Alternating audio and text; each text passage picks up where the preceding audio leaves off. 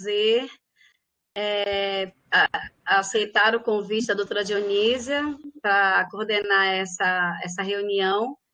É muito importante nós nos conhecermos e as pessoas que estão participando pela primeira vez na reunião são convidadas para serem inseridas no nosso grupo que nós temos de pesquisa, de pessoas que estão interessadas nesse tema, e com certeza vai melhorar a nossa discussão na área de segurança alimentar e soberania alimentar e nutricional. Eu tenho prazer, realmente agradeço muito a oportunidade de apresentar o nosso palestrante de hoje à tarde. É uma pessoa que, além da amizade, que eu respeito muito enquanto engenheiro de pesca, pelo trabalho que ele desenvolve há muito tempo. Então, o doutor Rogério, ele é engenheiro de pesca pela Universidade Federal do Ceará. Ele fez doutorado em ciência de alimentos pela USP, e atualmente é pesquisador titular do Instituto Nacional de Pesquisa da Amazônia. Ele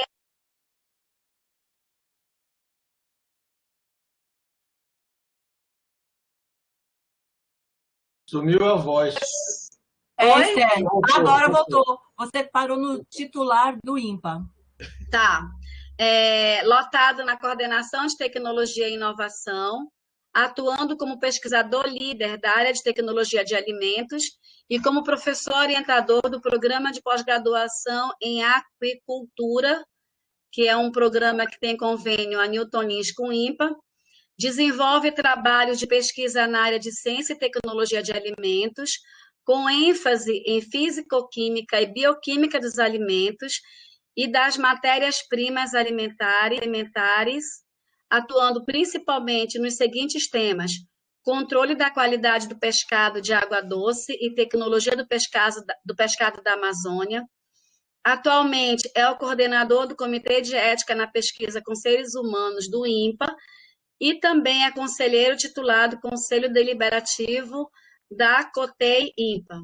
Atua como agente cultural do folclore amazonense, como coordenador da Marajada de Guerra do Boi Bumbá Caprichoso, inclusive ia colocar uma camisa, mas está muito quente. Em 2015, foi laureado com a Medalha do Mérito da Engenharia Nacional, concedida pelo Sistema Confea-CREA, pelos relevantes serviços prestados à engenharia e agronomia do Brasil. Eu quero só reiterar o seguinte: doutor Rogério, para mim, ele é um sonho de consumo, em todos os sentidos, porque eu acho que nós, não só nutricionistas, mas a população de modo geral, nós não temos a metade da metade do conhecimento que ele tem desenvolvido. E o pouco que eu já ouvi falar e já li, eu fico realmente assim encantada, porque quando a gente vai para os hospitais, a gente não vê os alimentos regionais sendo oferecidos nos nossos hospitais, né? Atualmente, nessa pandemia que a gente vive, tem muitos hospitais que estão oferecendo como lanche ou no café da manhã mingau de farinha láctea. E aí eu fico pensando, não dá para oferecer um caldinho de peixe para o nosso caboclo? Então, doutor Rogério, com o senhor a palavra, por favor, nos ajude a melhorar a alimentação do nosso Amazonas. Muito obrigado. Eu fico até sem jeito de falar depois do que você falou, né? Bom, eu quero agradecer primeiro ao convite que vocês me fizeram, a doutora Dione e a Esther, para falar aqui, né? Até o Nestor, né? O saudoso Nestor, não foi que nos fez o convite também no ano passado ainda, né? E aí eu pedi para ser este ano, pedi para adiar na época, né? O Daniel entrou para falar primeiro, porque ia falar dos peixes vivos, e aí eu ia falar agora o aproveitamento depois que o peixe morre. Bom, então esse tema que eu vou abordar, e antes de entrar no tema da palestra, eu gostaria de saudar todos que estão nos prestigiando, meus ex-alunos que estão aqui também, ouvindo essa palestra aqui, Cristiane, Eimer, não sei se tem mais, porque eu parei de ler os nomes todos, mas gostaria de dizer que esse é um trabalho que a gente vem fazendo ao longo de décadas, né? Eu comecei a trabalhar com tecnologia de alimentos lá em Parintins ainda, quando eu fui gerente do entreposto de pescado da SUDEP. Na época eu trabalhava na SUDEP, que hoje corresponde, digamos assim, ao Ministério da Pesca. E eu comecei a trabalhar na SUDEP e fui mandado para Parintins para trabalhar lá na parte do entreposto de pescado, que fazia a venda de gelo, etc. E aí fui me familiarizando com a tecnologia do pescado, com o processamento do pescado, e a partir daí fui trabalhando e vim fazer mestrado, depois doutorado, tudo nessa área. Bom, antes de mais nada, também gostaria de falar que esse é um trabalho que a gente vem fazendo aqui no INPA, justamente tentando atender essas demandas que a Esther muito bem lembrou, né? As demandas por alimentos regionais. Bom, antes de falar do local, aqui da realidade local, a gente quer só colocar a produção do pescado no mundo, né? Então, aqui a gente tem que a produção do pescado em 2018, né, da FAO, ela já, pelo que foi já divulgado depois disso, ela já ultrapassou a 180 milhões de toneladas a produção de pescado mundial, sendo que metade, praticamente, vem da pesca, da captura, né, nos mares, oceanos e rios, e a outra metade, praticamente, vem da aquicultura, ou seja, da parte de criação. Isso leva a um consumo de pescado que está acima de 20 quilos por pessoa ano. Então, essa, digamos assim, é um grande, digamos, os grandes números do pescado mundial, né? Só lembrando que a produção mundial ela tem cerca de 9 quilos por pessoa ano, ela advém da captura. E muito mais do que isso, mais de 11 quilos por pessoa ano vem da aquicultura. Então, o pescado da aquicultura é muito importante para o que é consumido de pescado hoje. Em termos absolutos, é até maior do que o que é capturado em termos de consumo humano. Por quê? Porque uma boa parte do que é capturado é destinado a consumo animal, que lá na frente vai ser transformado para consumo humano, obviamente. Bom, essa produção da pesca e da agricultura mundial, a gente pode notar aqui, nem sempre foi assim. Nos anos 50, 60, 70, o que sobressaía era a captura. A partir da década de 80, 90, começou a aumentar o que é a produção da aquicultura. Então, hoje em dia está mais ou menos 50% a 50%, mas são nos dias atuais. Nem sempre foi assim. Então, por exemplo, hoje, das 180 milhões de toneladas, cerca de 90 milhões vêm da captura e os outros 90 milhões vêm da aquicultura. Bom, e fazendo alguns destaques, né, se estima, né, que a produção mundial da aquicultura ele alcançou mais de 90 milhões de toneladas em 2019, que a aquicultura contribui com cerca de 50%, né, na produção mundial do pescado, que o valor da comercialização também é muito importante, que em 2018 ele alcançou mais de 180 bilhões de dólares, né? Ou seja, é a maior commodity que existe da área da agricultura, e o Brasil ocupa a 12ª posição atualmente entre os produtores de pescados advindos da aquicultura mundial. Também queremos chamar a atenção para a forma de utilização dessa produção mundial de pescado. Então, atualmente, ainda a grande maioria do consumo ele é utilizado ainda na forma não processada, ou seja, é o pescado fresco, que chama, aquele que você chama de pescado in natura, né? Aí, uma grande parte, né, uma boa parte, cerca de 30%, essa parte corresponde a cerca de 40%, né, o que é consumido in natura.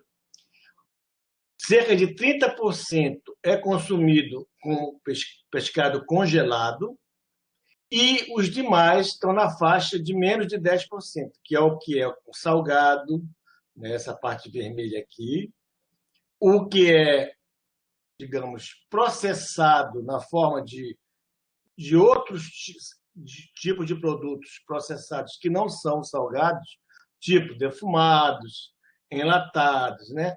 São também cerca de 10%, e uma outra parte que não é utilizado, outros 10% que não são utilizados como eu falei, para consumo humano, é para consumo animal. Tá certo? Então, nós temos essa distribuição em termos de utilização do pescado mundial. Bom, no Brasil, né, a situação do Brasil, né, a produção da pesca marítima está estacionada, né, ela estacionou naquele patamar entre 800 e 900 mil toneladas anuais. Há, atualmente, ainda um pequeno aumento na produção da pesca fluvial, ou seja, a pesca continental, que é feita aqui no Amazonas, por exemplo, vem aumentando pouco a pouco ainda, não está estacionada. Há um grande aumento na produção da aquicultura, nós vamos ver mais adiante, que aumentou em torno de 5% do ano passado para este ano, e que cresceu bastante também, infelizmente, a importação de pescado. Por quê?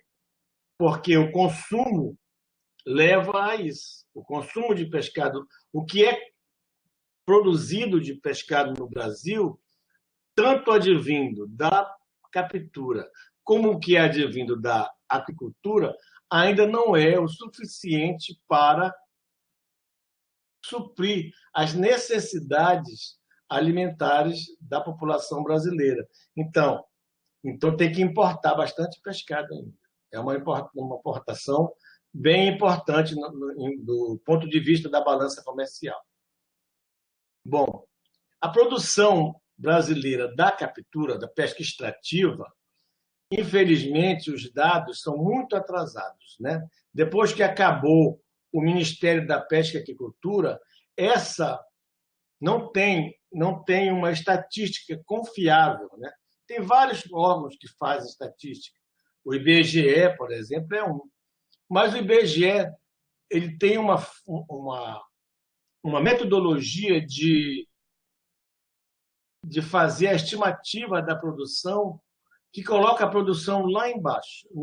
Então, ela não retrata exatamente o que é a produção brasileira de pescado da pesca extrativa.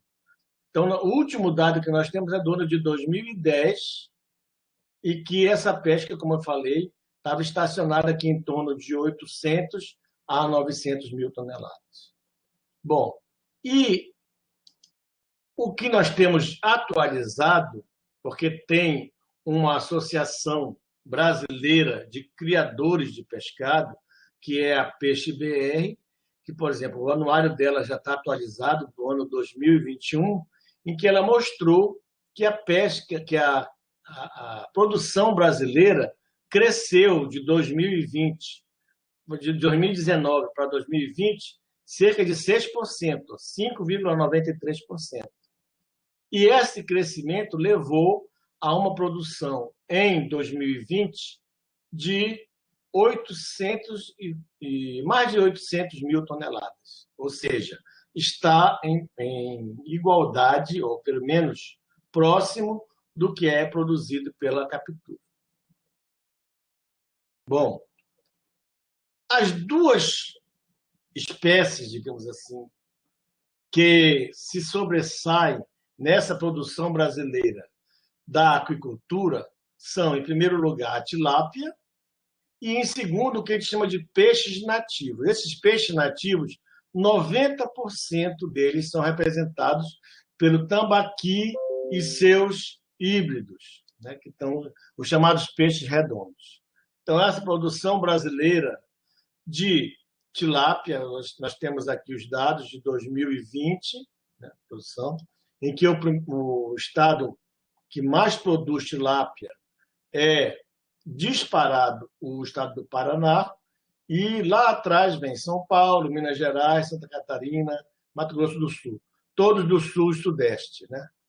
E os peixes nativos, que são representados pelo tambaqui e os demais peixes redondos, eles têm como principal produtor o estado de Rondônia, com 65 mil toneladas, e depois dele vem Mato Grosso, Maranhão, Pará e Amazonas.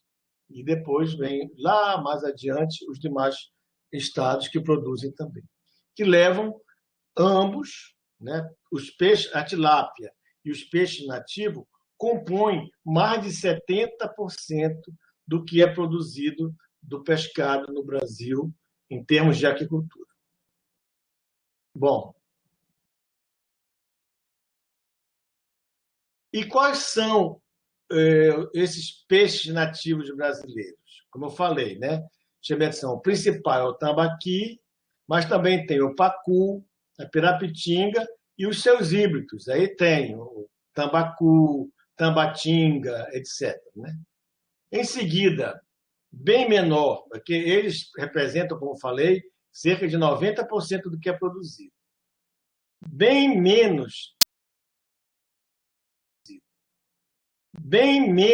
tem o pirarucu, o matrinchã, o surubim e o híbrido do caxara e do jondiá, que é o que a gente chama de pintado amazônico, que ele é muito produzido na região centro-oeste brasileira.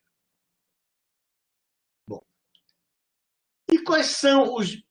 Vou fazer um pequeno parêntese aqui para falar dos benefícios do consumo de pescado, né? O principal componente que é responsável pelo benefício do pescado são as suas proteínas, né? A qualidade proteica do pescado. E não só a qualidade, a quantidade, porque o pescado é um tipo de produto alimentício em que as proteínas contribuem com 17% do que é consumido no mundo, em termos de proteína animal. E nos países mais pobres, onde tem menos, digamos, atividades zootécnicas, elas chegam a alcançar até mais de 50%. Então, o papel dessas proteínas, dos peptídeos do pescado, na prevenção de enfermidades, principalmente as que não são transmissíveis, ele é muito reconhecido, né? Já tem muitas publicações sobre esse aspecto. Então, tanto no aspecto das proteínas do pescado, como também no aspecto de uma outra grande, digamos, substância que compõe o pescado, que são os ácidos graxos do tipo ômega 3. Então, esses ácidos graxos do tipo ômega 3, eles são principalmente o que a gente chama de o DHA e o EPA. Eles dois, como são ácidos graxos de cadeias longas, né, a cadeia lateral longa, eles são muito importantes em termos de saúde humana, principalmente quando se trata do desenvolvimento cerebral de crianças e também nos adultos na prevenção de doenças coronarianas, cardiovasculares. Bom, e além desses dois macronutrientes, digamos assim, do pescado, que são as proteínas e os ácidos graxos do tipo ômega 3, existem também, né, as proteínas e os ácidos graxos, os micronutrientes, em que se destacam vitamina A, vitamina D, vitamina B12, né? E alguns minerais como zinco, cálcio, ferro, iodo e o selênio. Então,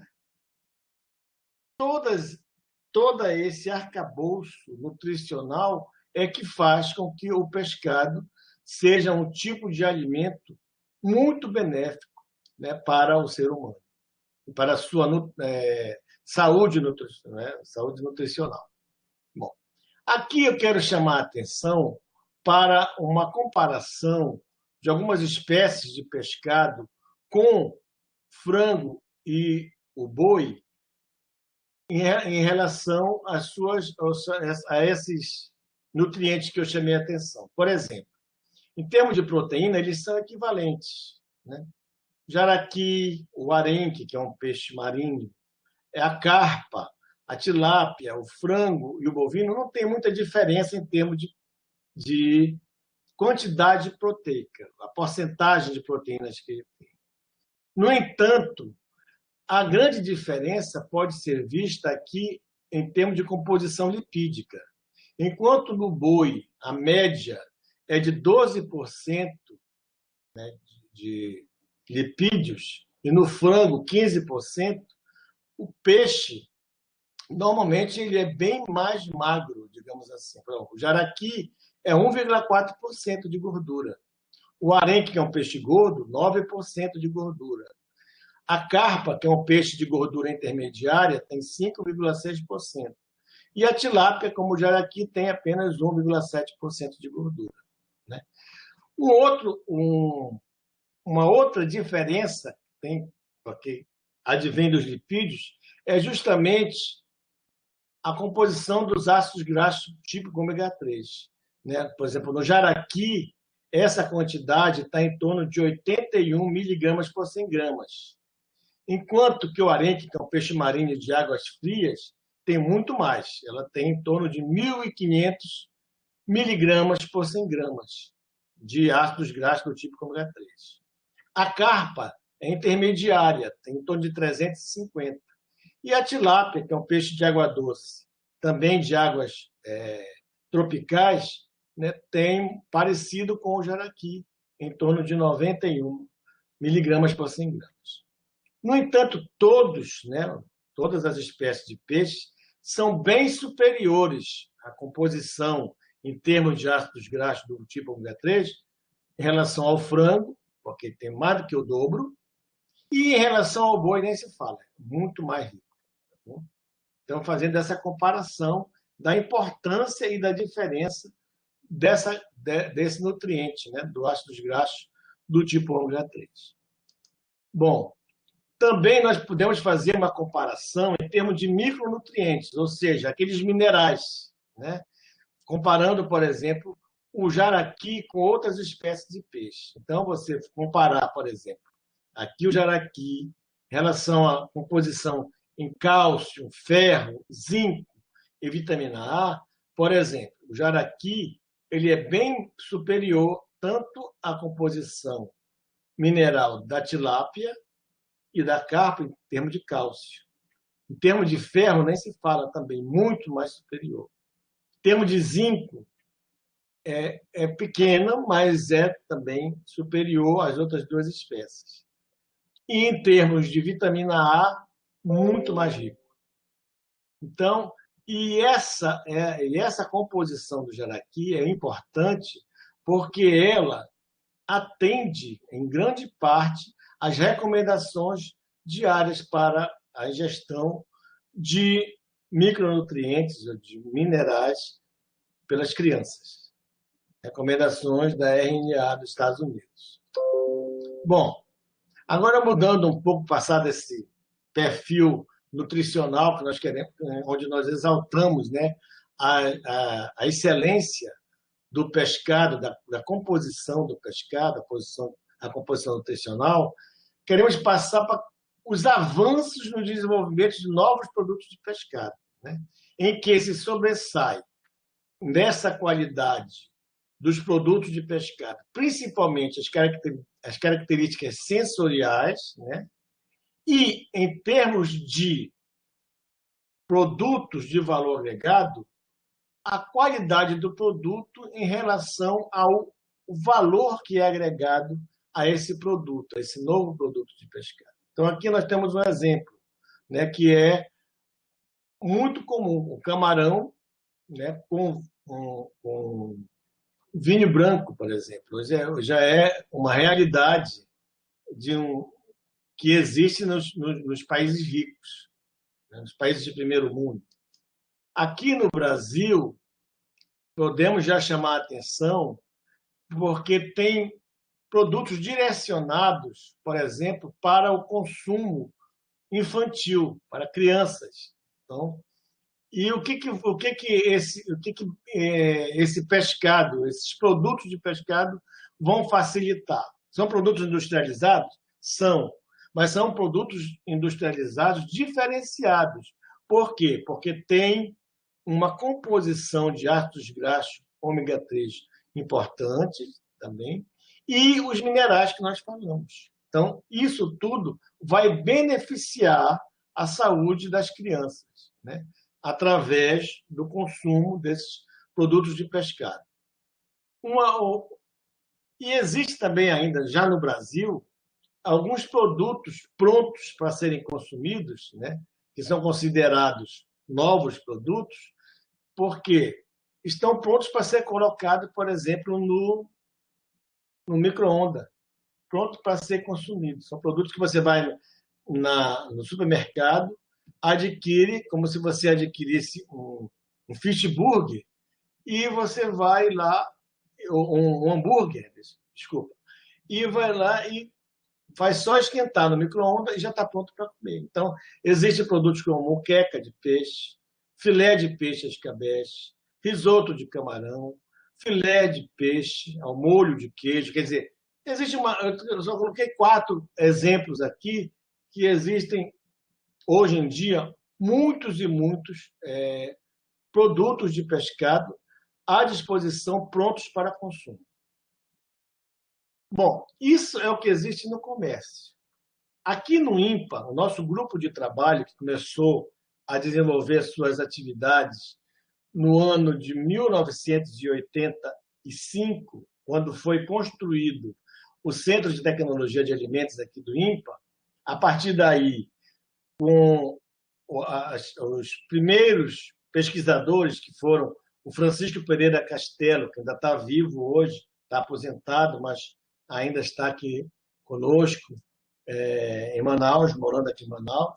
E tem o professor Edson Lessa, que já é falecido, que começou também esse trabalho junto com o Dr. Castelo, e nós que éramos estudantes, então, no caso eu, o Nilson e vários outros colegas, que fomos orientados por eles, e a partir daí, desse período, do final dos anos 80, viemos trabalhando, tentando desenvolver tecnologias para o aproveitamento integral do pescado, que é o que eu vou mostrar para vocês agora, como é feito isso aí, ou o que é feito, pelo menos, né? Já que uma palestra dessa, sendo virtual, e em tão pouco tempo não dá para falar exatamente como, né? Mas a gente vai falar o que pode ser feito, né?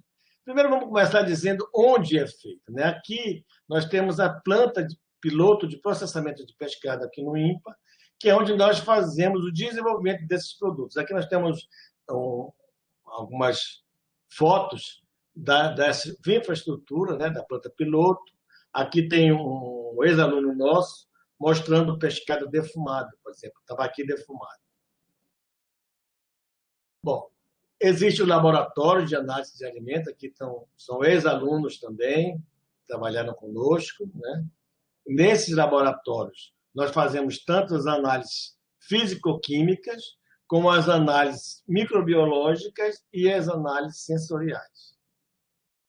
Bom, e quais são os principais tipos de tecnologias que são desenvolvidas aqui no INPA?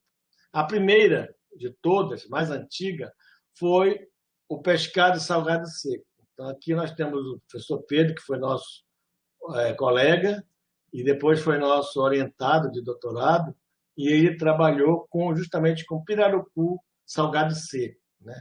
Fazendo a secagem artificial, a secagem natural, trabalhou também com pescado defumado. Então, outro tipo de produto que a gente fez aqui, ó, pescado defumado a quente, ou seja, o emprego da defumação tradicional.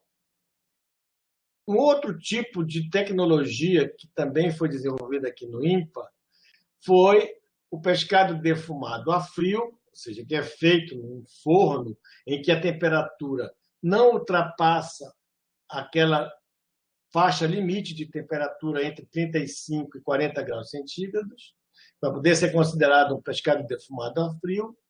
E também, mais recentemente, nós começamos a trabalhar com o uso de fumaça líquida. Então, estamos empregando fumaça líquida para fazer o processamento do pescado defumado. Então, com fumaça adquirida no sul do país, nós empregamos para nossos peixes regionais.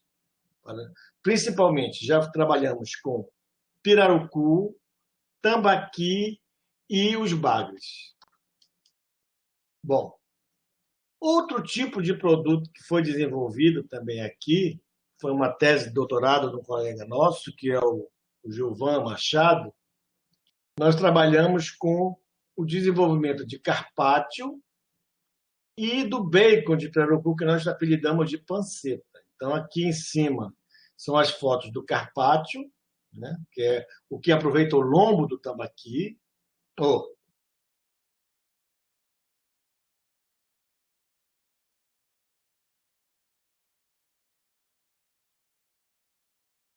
lombo do tambaqui, desculpa, do pirarucu, e aqui embaixo, vocês estão vendo essa foto aqui, em que foi desenvolvido um produto tipo bacon, que nós chamamos de panceta do pirarucu, que é justamente o aproveitamento do que é considerado do ventre, né, daquela parte, que é chamado aqui pelo caboclo de ventrecha.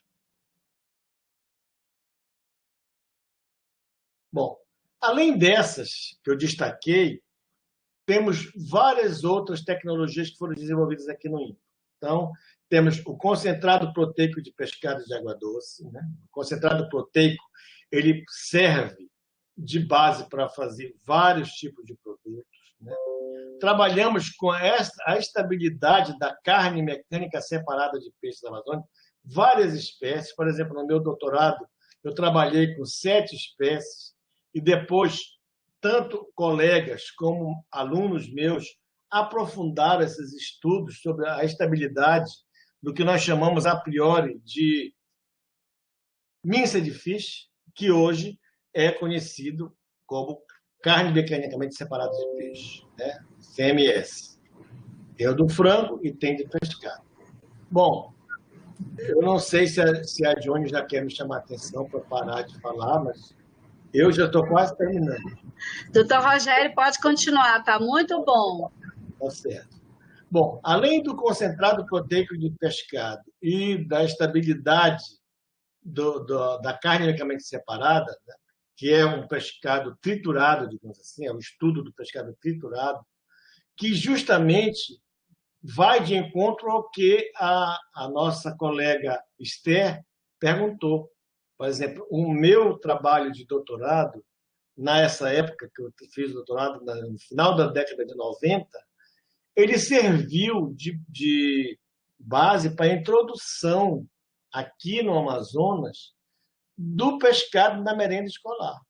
Então, foi feito, na época, em conjunto com a doutora Lúcia Yoyama, aqui do INPA, um trabalho em que se introduziram na merenda escolar, além de frutas amazônicas, além de caldos e sucos de frutas da Amazônia, doces da Amazônia, etc., também de frutas amazônicas, também introduzimos um pequeno, digamos assim, um estudo que eu tinha feito no doutorado, que era esse minced de pescado. Então, tanto que o que foi chamado de picadinho de peixe foi o que foi primeiramente servido na merenda escolar daqui do estado do Amazonas, em o trabalho conjunto entre o INPA, o IDAM, que naquela época era chamado de EMATER, que participou o nosso colega Paulo Rolim também, e o pessoal que trabalhava com merenda escolar lá da SEDUC. E com o apoio logístico, é claro, que estava iniciando na época, não era nem chamada ainda de ADS, naquele tempo era outro nome que até esqueci agora, mas que era a ADS atual. Então, nós trabalhamos, foi no início do governo do Lula, que aqui no Amazonas, não me lembro quem era o governador, acho que era Eduardo Braga. Então, foi feito um projeto chamado PREME, né, que é justamente um projeto de regionalização da merenda escolar, em que foi introduzido todos esses produtos que eram estudados aqui no INPA, tanto em termos de frutos amazônicos, como em termos de peixes amazônicos.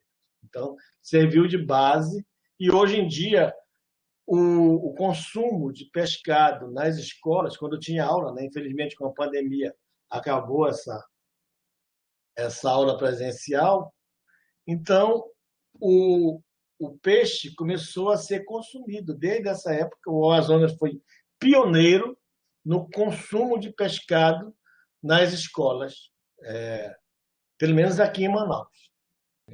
No interior ainda não tinha, depois que foi introduzido, quando a ADS começou a trabalhar mais efetivamente, então também atingiu o interior. Mas no início foi só aqui em Manaus. Então, esses projetos todos que São Paulo hoje estão desenvolvendo, tal, nós já fazemos aqui isso lá em 2003, 2004, 2005. Foi quando iniciou, né? Ou seja, há mais de 15 anos atrás. Bom, também trabalhamos com embalagem atmosfera modificada, processamento mínimo de produtos de pescado. Trabalhamos com o desenvolvimento de sopas desidratadas de pescado, sopas instantâneas, como a sopa de piranha, que ficou famosa, o INPE ficou famoso por causa da sopa de piranha. Trabalhamos com marinados de peixes amazônicos, ou seja, o picle de peixe, né? São produtos que foram desenvolvidos aqui.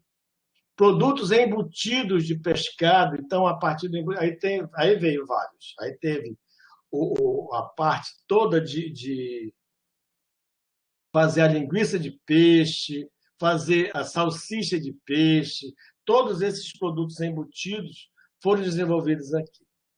E, além disso, trabalhamos também com o aproveitamento de resíduos, né, que é muito importante, porque como o pescado gera em torno de 50% a 60% de resíduos quando é feito o seu aproveitamento do seu músculo. Então, essa parte toda de cabeças, escamas, pele, vísceras, toda pode ser transformada em coprodutos, como os ensilados biológicos, ensilados químicos ou os hidrolisados enzimáticos. Então, todos esses tipos de produtos foram objetos de trabalhos de dissertação ou de trabalhos de tese de alunos nossos aqui no INPA. Tá certo? Bom, obviamente que depois a gente pode entrar em mais detalhes, porque o tempo não permite que eu me aprofunde muito em cada produto. Bom, então, esse desperdício de pescado, que eu chamei a atenção de vocês, né? Cabeças, né?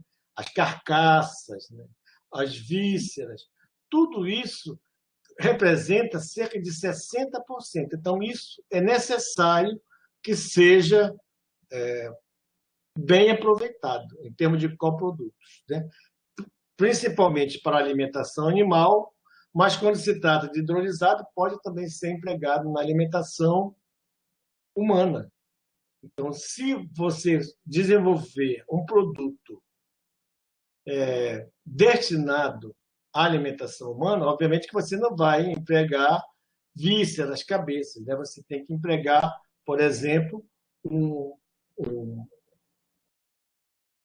um músculo, né? Ou a carcaça, pelo menos. Aqui eu pedi a autorização, agora estou pedindo, do Rogério Nakauchi, que essas fotos que ele apresentou, eu achei tão bonita e eu também coloquei aqui na minha apresentação. Bom, essas fotos do Rogério mostram o que são, né? Quais são os produtos, os principais produtos que fazem o aproveitamento de resíduos de processamento. O principal produto ainda é a farinha de peixe, né? Que gera também, por consequência, o óleo de pescado. Então, esses dois produtos, farinha de peixe e óleo de pescado, são os mais importantes em termos de quantidade. E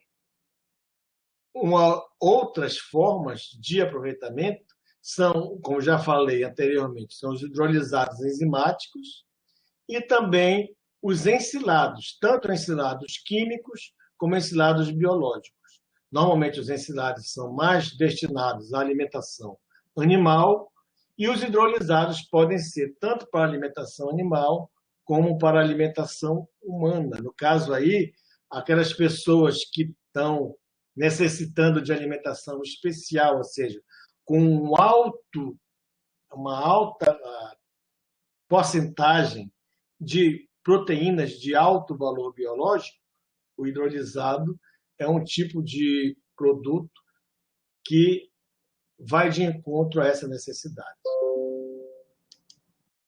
Bom, além disso, pode ser feito o aproveitamento das peles e das escamas, né?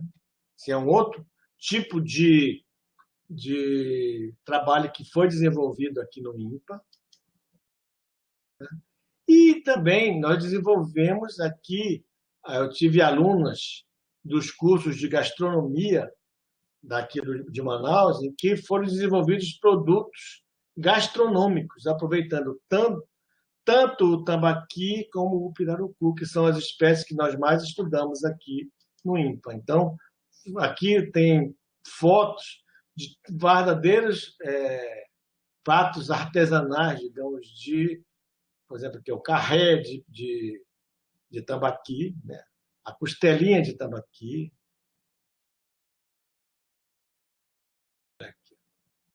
que é um pimentão cheio, né? Com o mince de tambaqui. Olha, outros tipos de produtos empanados. Com pirarucu também, ó, você pode ver aqui soufflé, empadão, né? O lombo do pirarucu. E, para finalizar, eu quero mostrar para vocês que nós estamos lançando em breve, esse ano ainda, a editora do INPA vai lançar um trabalho que eu fiz com um dos meus alunos de mestrado, que é o Jonathan Isel, que nós desenvolvemos um guia do consumidor para que seja feita a avaliação do frescor do pescado. Então, nós fazemos um verdadeiro guia do consumidor para quando ele se deparar com o peixe, para ele poder avaliar se aquele pescado tem qualidade de frescor ainda para ser consumido ou não. Então, seguindo esse guia que nós desenvolvemos, ele vai ter melhores condições de fazer essa avaliação da qualidade do pescado a ser consumido. Então, nós introduzimos com fotos, com bastante descrição de como são feitas essas avaliações. Então, eu quero agradecer aqui e me coloco à disposição para alguma questão que possa ser surgida. Eu não quis me alongar muito na apresentação, justamente para ter a possibilidade de responder algumas questões. Parabéns. Parabéns, doutor Rogério. Excelente apresentação, não poderia ser diferente, né? foi maravilhosa, bem esclarecedora, e realmente lhe escutar que a gente passaria a tarde todinha. Principalmente quando a gente pensa naquela pergunta que eu sempre faria: como que eu tenho essa riqueza alimentar e eu tenho altas prevalências de desnutrição, principalmente em indígena? Eu quero dizer, doutor Rogério, que o senhor bateu o nosso recorde de participantes, viu? 51 pessoas participando na nossa reunião de hoje. Então, muito obrigada pelos alunos aí que o senhor convocou. Há muitas pessoas interessadas neste tema, né?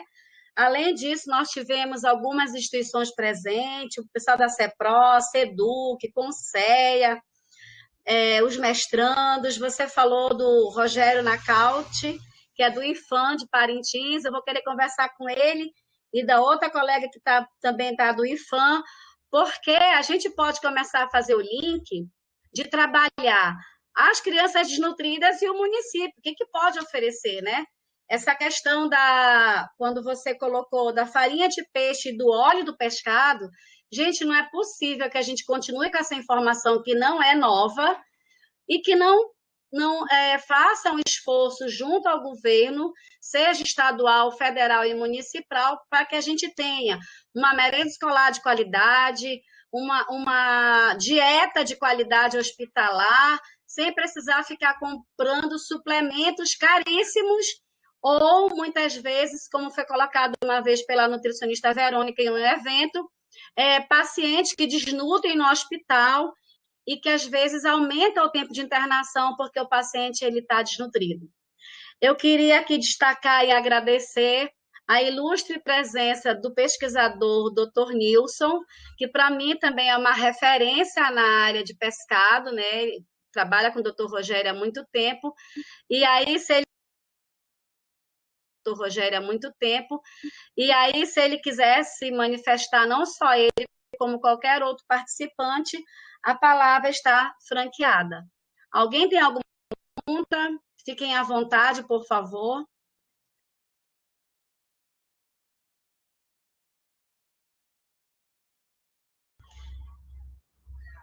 Eu vi muitos professores aqui. Se alguém quiser também pode colocar a pergunta no bate-papo.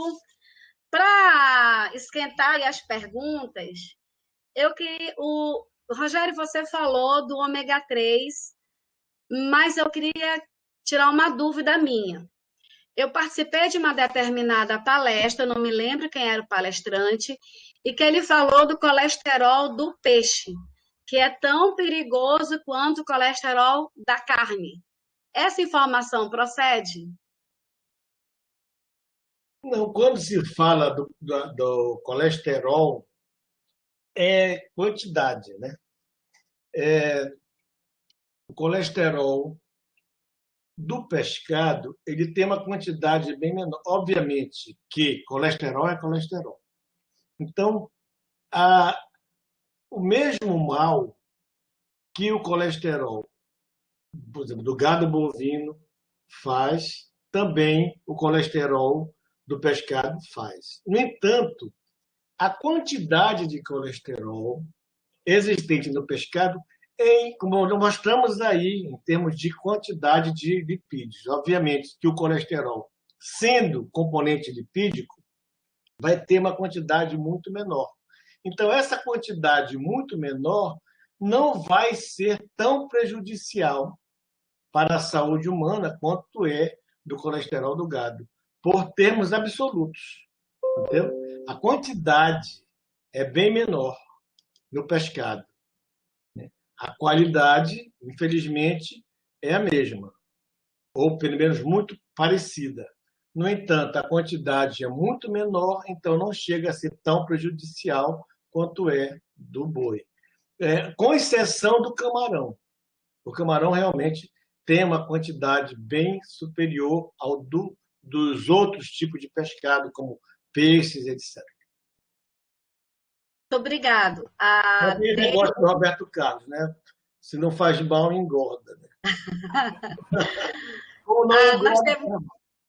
Nós temos aqui a nutricionista Deise, que é nutricionista, hoje está na Secretaria de Estado da Saúde, compõe a equipe de coordenação e ela coloca a inserção dos peixes no cardápio hospitalar. é totalmente necessário, principalmente quando atendemos população indígena e ribeirinha. E aí, Daíse, desculpe, corrigindo, Daíse, como você hoje faz parte da coordenação estadual, o Estado, a Secretaria de Estado, ela pode começar esse movimento.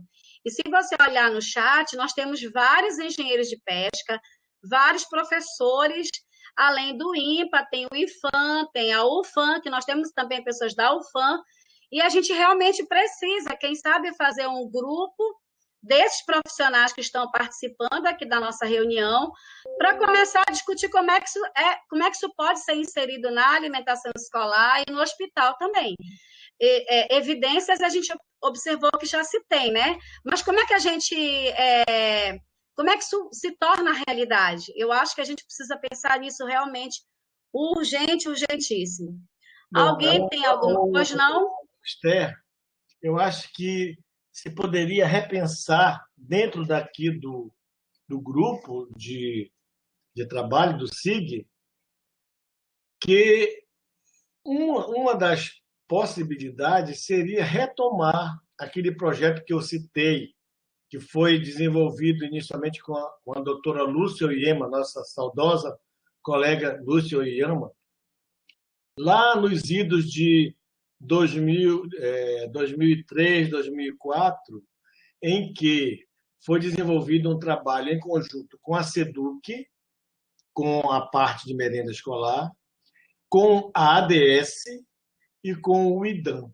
Eu acho que se juntássemos o SIG, né, que envolve todos esses nossos institutos de pesquisa e de ensino, né, onde está envolvido IFAM, INPA, né, onde está envolvido a UEA, etc., se juntássemos esse expertise com os órgãos governamentais responsáveis pela merenda escolar, no caso, SEDUC, ADS e o IDAM, poderia fazer uma nova roupagem daquele antigo projeto PREME e tentar dar uma repaginada nessa alimentação escolar que, pelo que eu sei, né, não está mais como foi, né?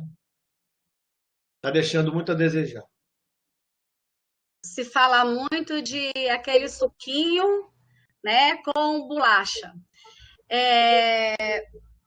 Eu tenho uma proposta em cima do que você está colocando. Quando eu era estudante, era só mingau.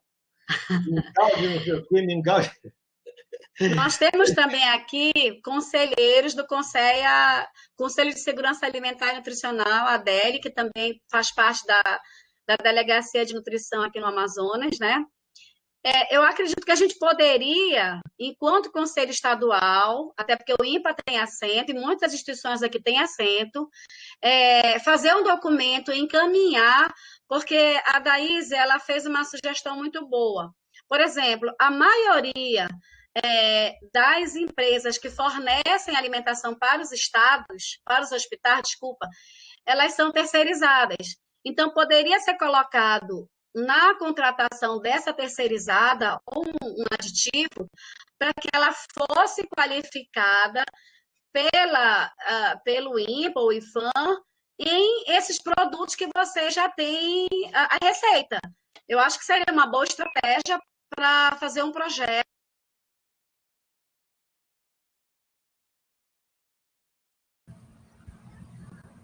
Esther, parou seu som.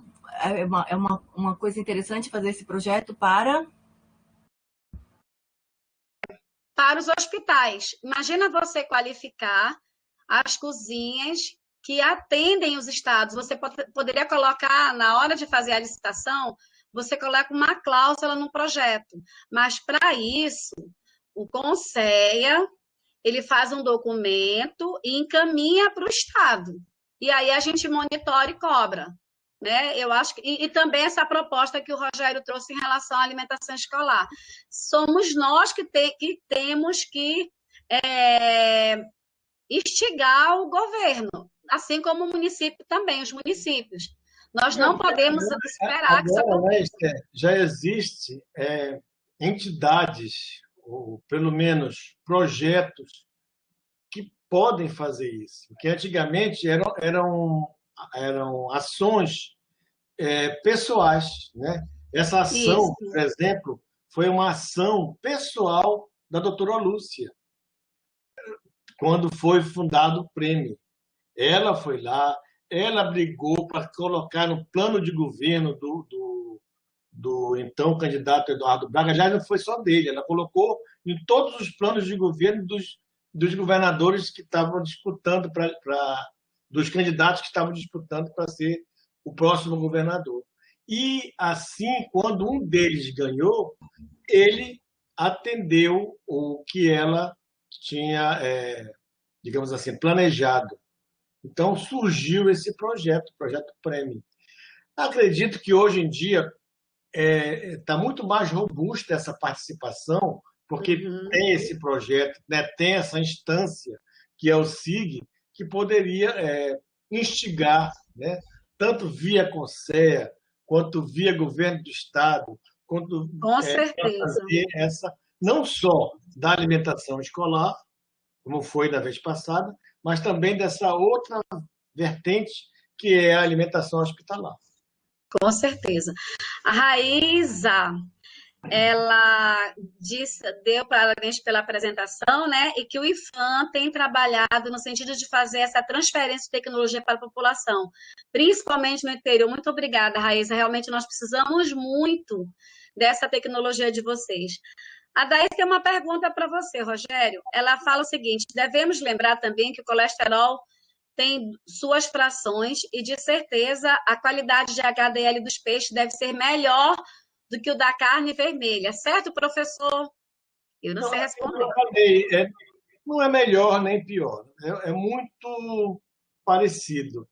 Mas entre HDL e LDL, tem os dois? Qual é que tem mais? Ou tem igual? Não tem, mas a quantidade de colesterol geral, no total, a quantidade é bem maior no gado bovino do que os peixes. Então, por causa disso, ele é muito mais prejudicial. Então, os peixes não chegam a ter digamos, esse malefício, porque a quantidade é muito pequena, é restrita. Ok. É mais por questão de quantidade do que propriamente de qualidade. Entendeu? O Jairo Bastos, ele também tem uma pergunta. Como acontece no estado do Amazonas a aplicação legal, ou seja, não restritiva, nos termos da legislação para o lançamento dos resultados produtos no mercado? De outro modo, de 0 a 10, qual é o grau de dificuldade para atender o consumidor lá na ponta? Eu acho que ele quer dizer o seguinte: eu tenho produto, mas eu atendo à legislação se eu quiser vender para alimentação, para merenda escolar? Eu acho que foi isso. Não, hoje em dia, Já, só um tem, pouquinho, Rogério. Jairo, se tem, você quiser se pronunciar, por favor, fique à vontade.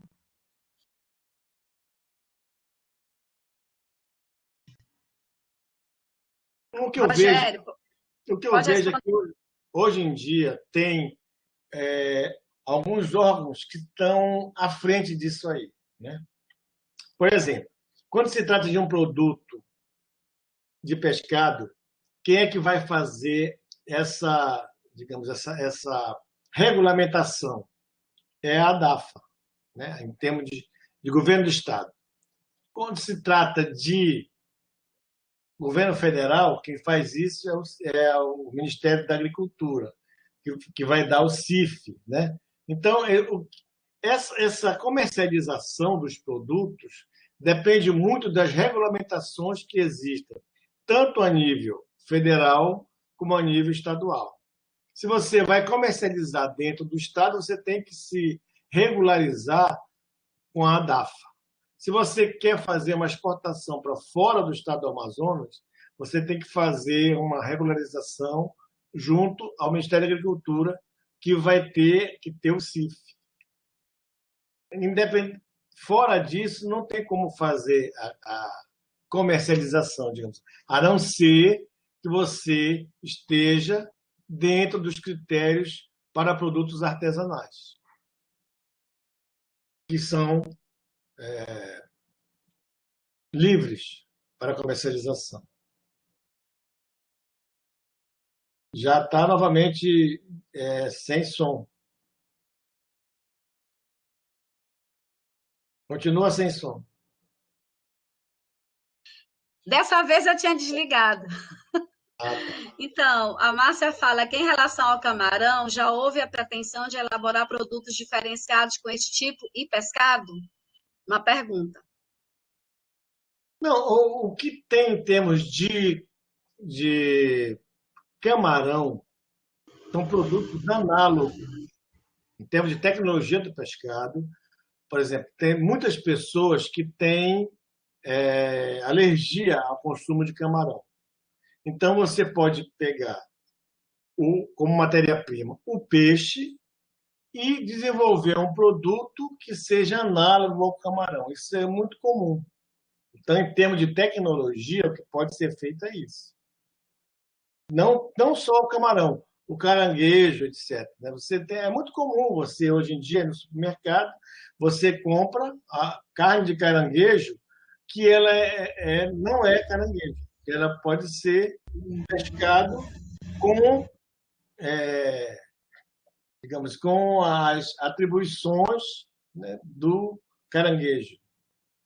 Isso são produtos que estão aí no mercado à disposição para ser consumido.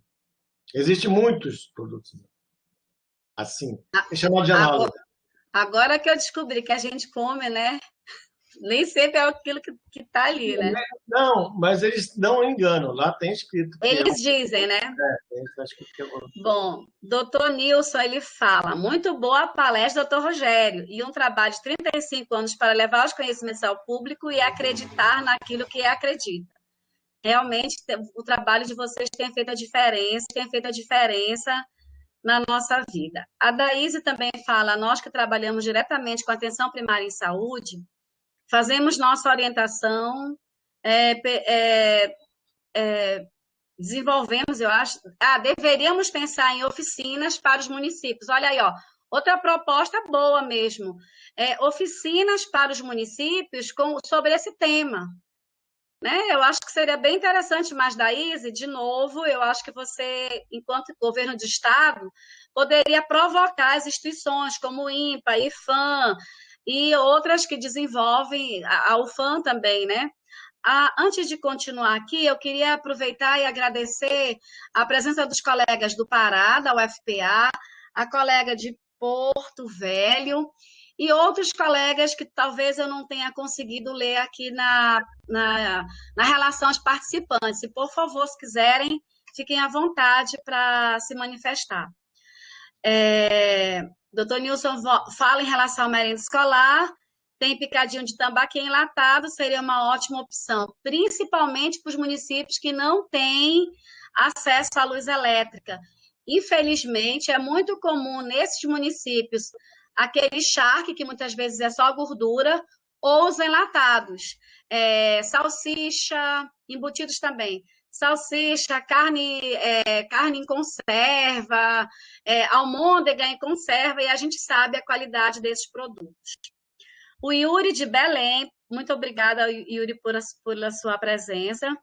Ele faz uma pergunta. Doutor Rogério, você acha viável a criação de cooperativas de mulheres e vendedores de peixe em grandes centros urbanos para aproveitamento do resíduo gerado pela atividade deles e incorporação na alimentação escolar?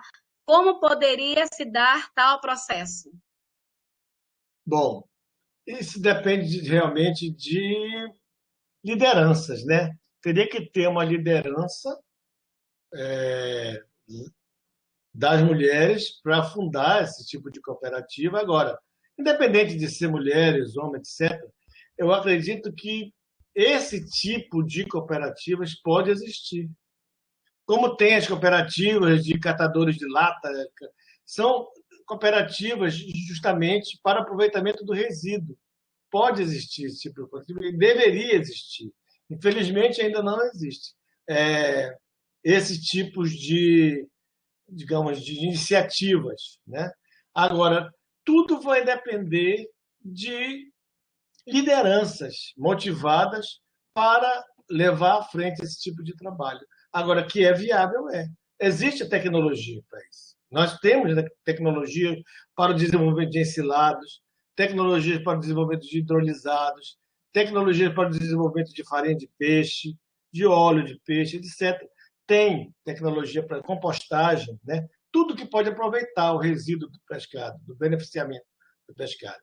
Beneficiamento do resíduo de feira, porque aqui em Manaus, você sabe, é muito comum nas feiras e nos mercados o pescado ser semi-processado ali, na frente do consumidor.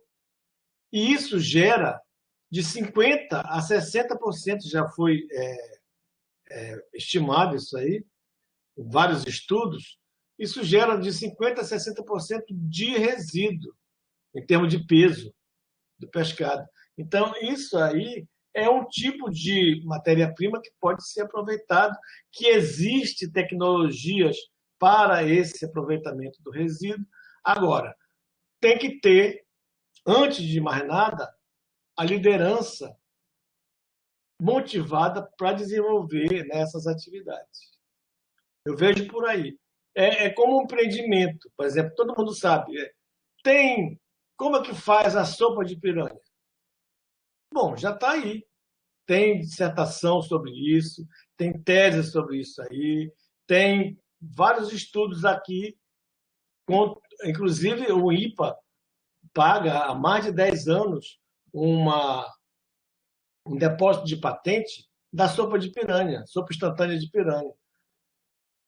Mas nenhuma indústria ainda veio aqui comprar para fazer. Por quê? Está faltando o quê? O empreendimento, está faltando a liderança empresarial para fazer esse aproveitamento. Entendeu? Tem a tecnologia? Tem. Está faltando o quê? O empresário, o dinheiro, né, para fazer esse processamento. Então, assim mesmo, também a cooperativa das mulheres lá poderia ser uma iniciativa, mas tem que ter a liderança que vá tomar frente dessa situação. Aqui a gente pode ajudar? Pode. Estamos à disposição para ajudar. Não, porque ninguém tem a receita pronta. Obviamente que, como vai aproveitar um determinado tipo de pescado, então vai ter que fazer algum tipo digamos, de fazer uma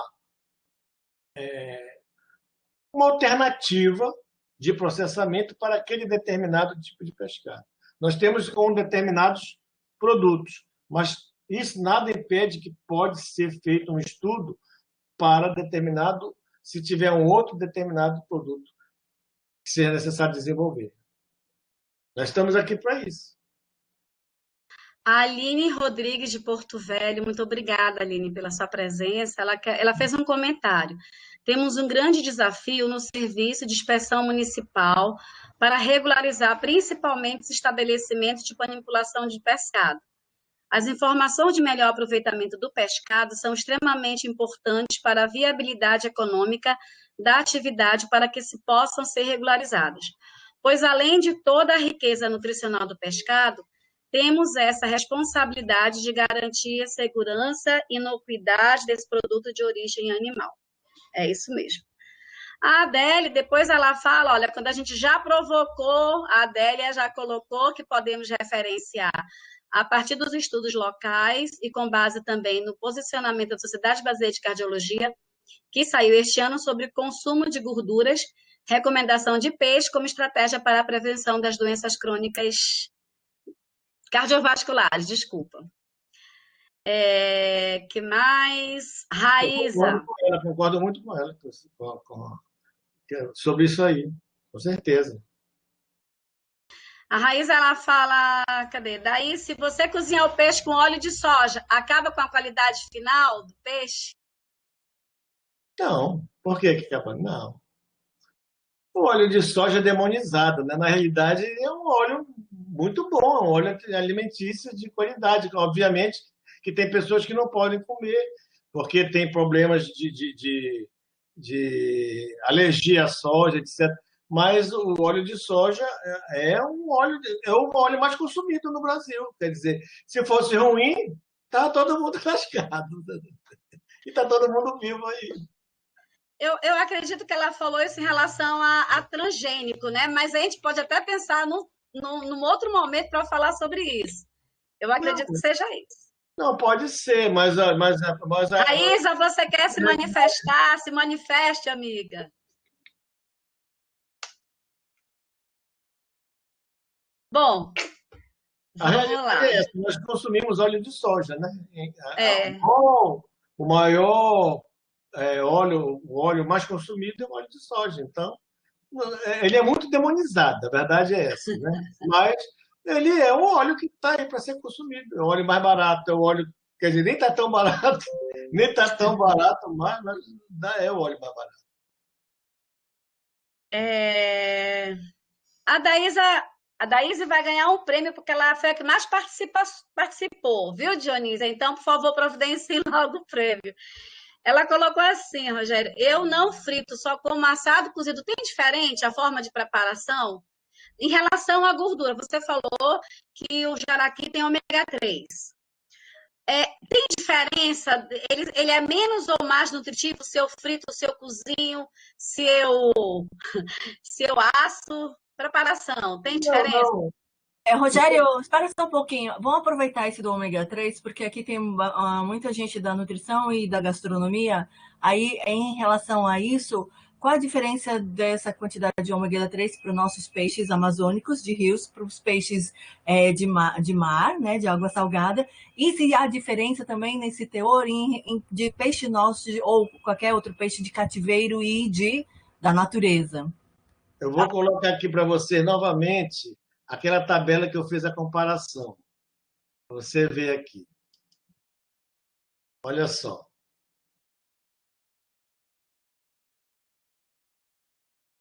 Olha só aí. Aqui nós temos um peixe regional, que é o jaraqui, que é muito parecido com a tilápia, que é outro peixe brasileiro, digamos assim. Ele é africano, mas já está há tantos anos aqui, mais de 60 anos que ele faz parte da produção brasileira de pescado, que ele já virou um peixe brasileiro, digamos assim, por adoção, em que ele se equivale em torno de quantidade de ômega 3. Né? O jaraqui tem 81 e a tilápia tem 91. Por quê que eles são peixes de água doce e são peixes de águas tropicais, equatoriais, no caso do jaraqui. Então, esses peixes são conhecidos como tendo pouca quantidade de ácidos graxos do ômega 3. Mesmo assim, eles têm uma quantidade que é o dobro do frango e infinitamente maior do que o gado bovino. Entendeu? Quer dizer, então, o peixe, mesmo sendo pobre em ômega 3, ele ainda chega a ser o dobro do frango e muito mais vezes do que tem o gado bovino. Agora, volto a afirmar, esses peixes de água doce, de águas quentes, né, tropicais ou equatoriais, têm uma quantidade muito menor do que, por exemplo, os peixes marinhos de águas frias e temperadas, como é o caso do arenque. Olha só quanto é a quantidade do arenque. 1.571 miligramas por 100 gramas. E que nem é o peixe mais rico.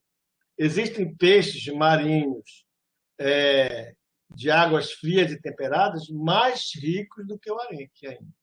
Entendeu? Quer dizer, então, mesmo os peixes mais pobres ainda têm o dobro do que tem em termos de ômega 3 o frango e muito mais do que o gado bovino, comparando, fazendo essa comparação. Agora, em termos de proteínas, em termos de cinza, minerais, todas as carnes se equivalem, tanto os peixes como os frangos, como o gado bovino.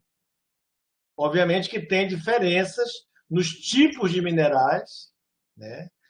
Tem diferença na qualidade da proteína. Isso aí também pode ser um ponto a ser destacado, porque a qualidade proteica das proteínas, a qualidade nutricional das proteínas do pescado é bem melhor do que a qualidade nutricional das proteínas do frango e gado bovino, em alguns aspectos, em outros nem tanto.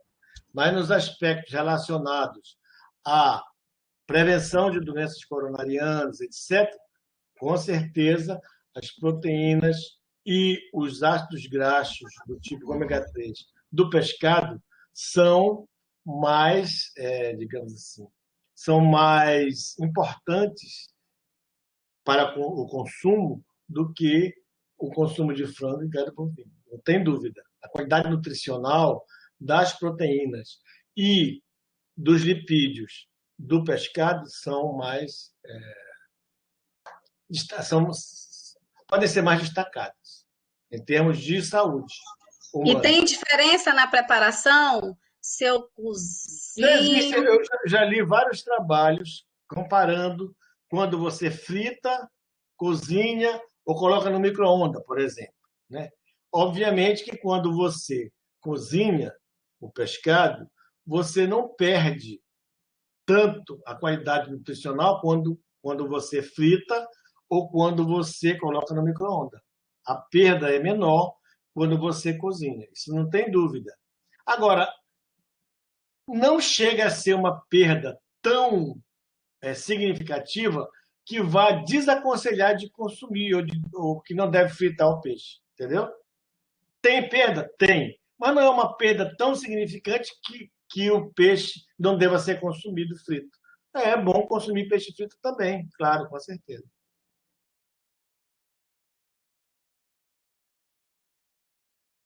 Não ouvi nada do que você falou. Está desligado o microfone. Tá mesmo. Então, exceto, no caso do peixe frito, exceto se você estiver fazendo controle de peso, você deve evitar a fritura, porque ela é incorporada no alimento que é frito. Mas aí é aquele pessoal que não sai do regime, né? Eu queria, infelizmente, estou falando em termos de ser magro. Eu não posso nem falar que eu não sou magro, né? Eu queria só fazer um esclarecimento que a Raíza colocou em relação a que após a fritura, o óleo de soja se transforma no colesterol ruim. Colesterol é uma coisa, gordura saturada e polissaturada é outra, né, doutor Rogério? Me ajuda aí. Então, não vamos confundir, tá? O que acontece é que o óleo, seja de soja, de milho, de algodão, seja o que for, quando você frita, ele sofre alterações na sua cadeia. E aí ele vai deixar de ser polissaturado, que é o óleo natural, para ser saturado semelhante à estrutura da gordura da carne, tá, gente? Então, a gente precisa, por isso a questão da doença cardiovascular. Mas vamos lá, tem uma pergunta aqui do Adevaldo, do Memorial Chico Mendes. Existe no Amazonas alguma iniciativa de aproveitamento de resíduo, considerando o volume que é gerado nos frigoríficos? Pois é. Nós já tivemos notícia que é aquela coisa do Amazonas, a terra já teve, né? Lá em Manacapuru, por exemplo, existia uma fábrica de farinha de peixe que justamente ela foi implantada para pegar os resíduos que eram gerados nas indústrias de pescado que existiam naquela cidade. Então, por exemplo, se tinha 4 ou 5 frigoríficos, eles todos juntavam esses resíduos para levar para lá, para essa fábrica de farinha de peixe, para fazer a farinha de peixe. No entanto, estivemos lá no ano passado visitando e a fábrica está parada. Quer dizer, então, obviamente que o resíduo que é gerado naquelas indústrias está sendo todo jogado de volta no rio. O que é, além de ser um desperdício de uma matéria-prima que poderia ser transformada num produto, ou num coproduto, digamos assim, além disso, vai o quê? Vai provocar poluição ambiental, né? Vai jogar um lixo dentro do rio, que é um lixo. Sangue, várias coisas que são prejudiciais né? Vai diminuir a qualidade da água, etc. Quer dizer, então, tudo isso aí é coisas que devem ser cobradas do governo para incentivar essas iniciativas. É uma coisa que o governo lá atrás pensou, fez e que está abandonado hoje. Bom, a Raíza, de novo, com a sua belíssima apresentação, falando que as melhores ofertas de óleo seria azeite, manteiga e banha. Lembrando que a manteiga e banha, elas são gorduras, porque são de origem animal, e o azeite que é o óleo. E lembrando que mesmo sendo azeite, se você aquece, ele também vai ter transformação. Sim, do Zamis. Existe alguma possibilidade de aumento imunológico através do consumo de peixe, doutor Rogério? Eu posso comer mais peixe agora para aumentar e não pegar o Covid? Bom, ninguém pode falar isso, porque não tem estudo. Eu não gosto de falar nada quando não tem um estudo em que eu possa me embasar, né? Para ter, olha, é o trabalho tal, tal, tal. Porque se eu falar que tem, eu não tenho como comprovar uma publicação científica.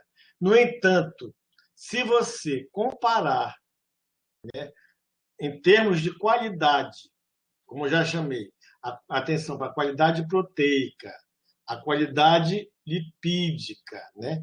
E também a qualidade mineral do pescado com as outras carnes, tipo frango e gado bovino, obviamente que a saúde será muito mais beneficiada, inclusive também imunologicamente falando. Agora, eu não tenho como comprovar isso através de um trabalho científico.